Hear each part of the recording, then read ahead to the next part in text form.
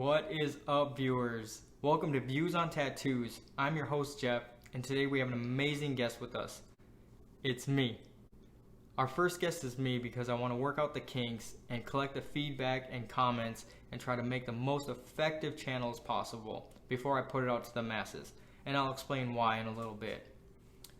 Be fortunate, I'm joining you all the way from upstairs, so let's get this started. I just want to talk about myself and give you an introduction of where I came from and what I'm all about. So I was actually born in Seoul, South Korea, but I was adopted and I was raised in Minnesota. I have an older brother and an older sister that were both adopted from Korea also. I have an amazing wife of 8 years and she is accomplishing so many goals. I'm so proud of her. I also have a 3.5-year-old son, and he is at the 5 Whys stage right now, so that is very fun and you need a lot of patience, and I hope a lot of viewers know what I'm talking about on that one. We have 2 dogs. One is Razzle Dazzle and he's a French Bulldog Italian Greyhound, and the other one is Emiko Kuma and she's the Shiba, and you might have seen her before, and she is not making me money.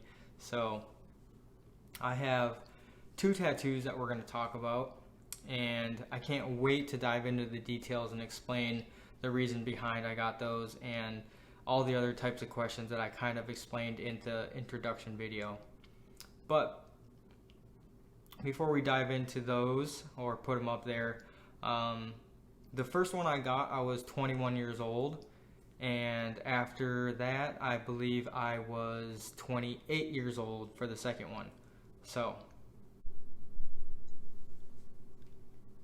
now that we know I have 2 and the age I got them at, we are going to actually view the tattoos.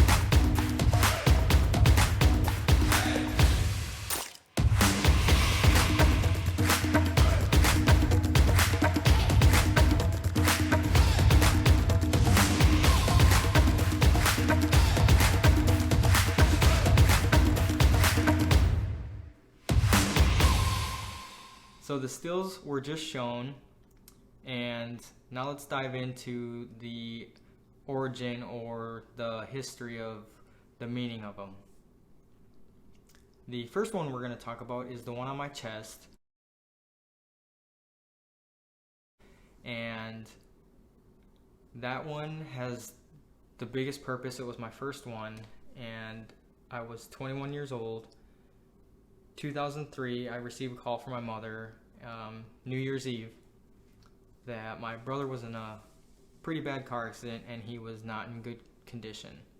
So I had to leave where I was and head to the hospital. On the way there, I ran into what I would assume was an intoxicated driver. Not literally ran into, but they were heading straight at me and they swerved at the last second. And at that moment, I should have realized that I already had a guardian angel watching me, but it never clicked.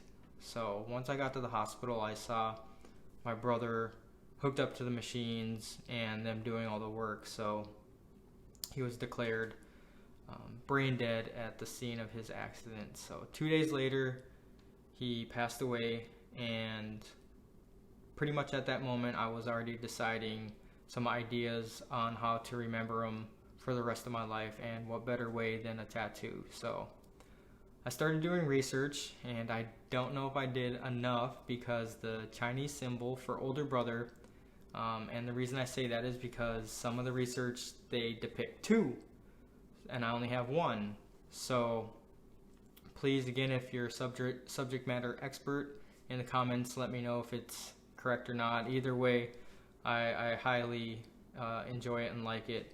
But the year on top is his birth year, and the year on the bottom is the year he passed away. So it's the only color I have.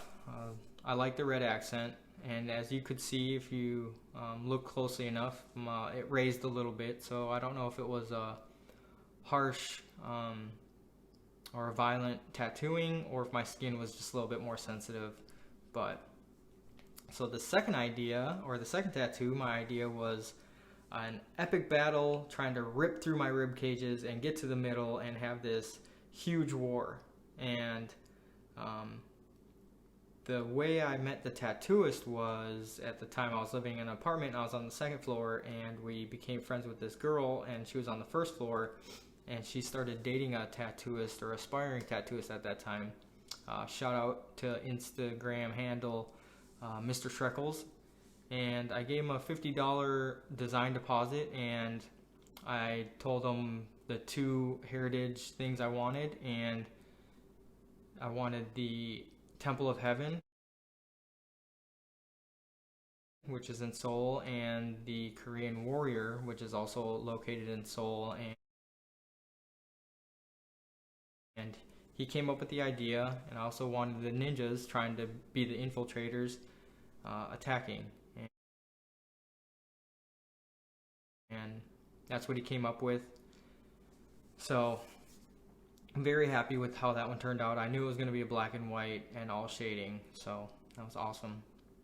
But good story on how that one came to fruition, I guess.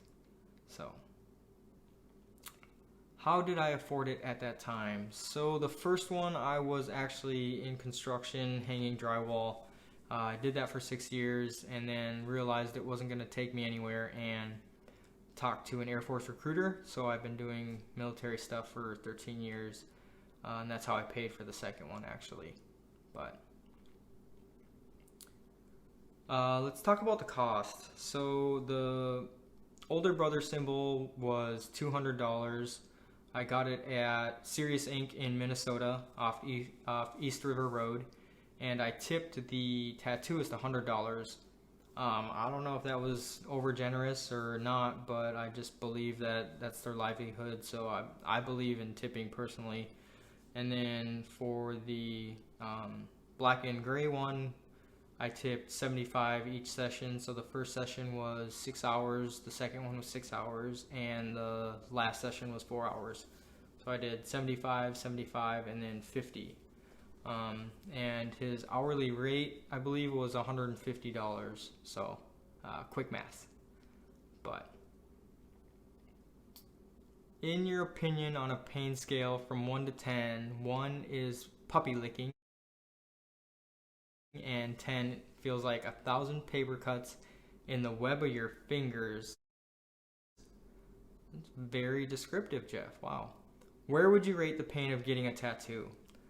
So obviously 2 different areas. The chest one, maybe a 4. I would say near the collarbone, it's probably, that's why it's a 4, because it felt like the needle was almost penetrating my bone.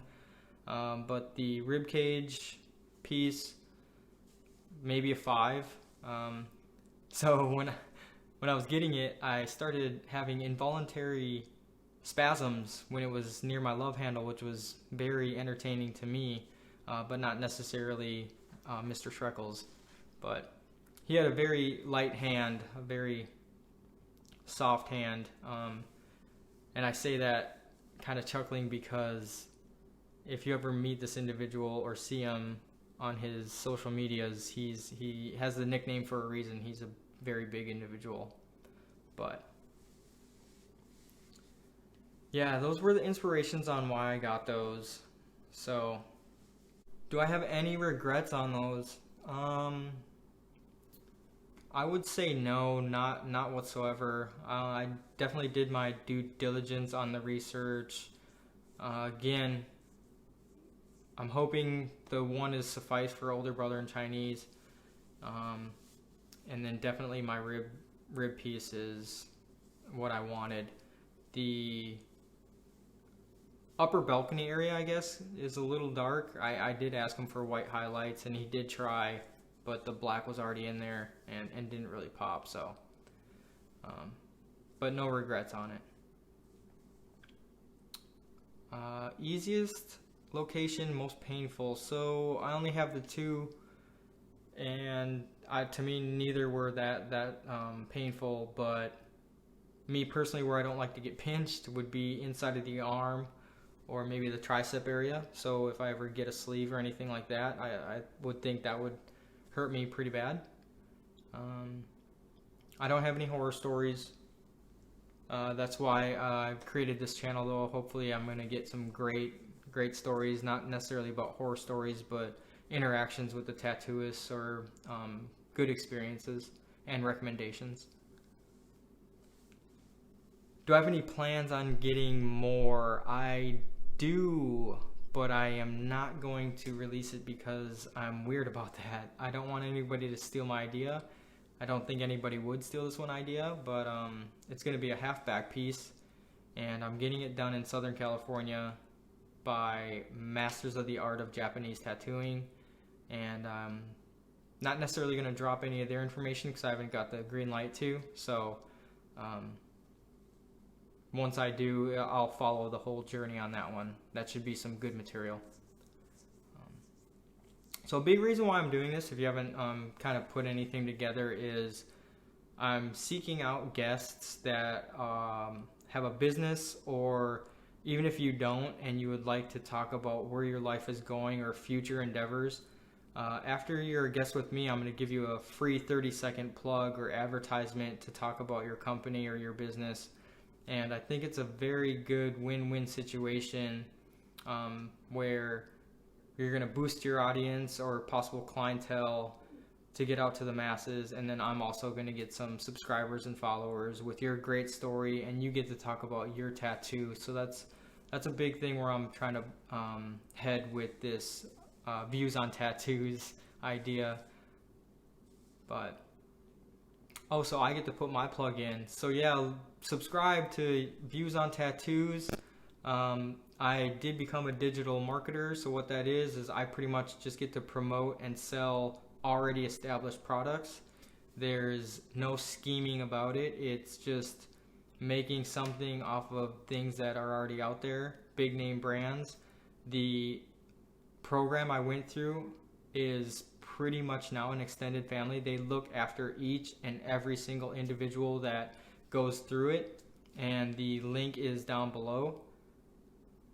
Click it and it will guide you through everything. There's free material and there's a free video, and you'll meet Dave, and he is an amazing, inspirational, motivational, contagious individual that has had his own past. But yeah, I can't speak more highly of that program. So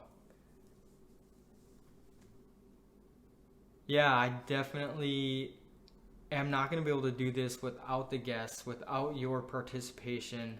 If anybody's ever interested, there is a link in this page, and it'll send you an email, and then we just go and communicate back and forth, and I already have pre-written Q&A and everything, and I will hook you up, because literally we can do this with time constraints, location, pre-records, and then I'll take care of the rest. So we can literally do this everywhere. My military folk, wherever you're stationed, because I know we're all tatted up, especially with our reg change and everything like that quite a few years ago. But I truly look forward to seeing where this is going to go, and I appreciate your patience in watching this, and I hope you enjoyed my tattoos, and hope to see you again. But for now, go get a tattoo. I'll see you here.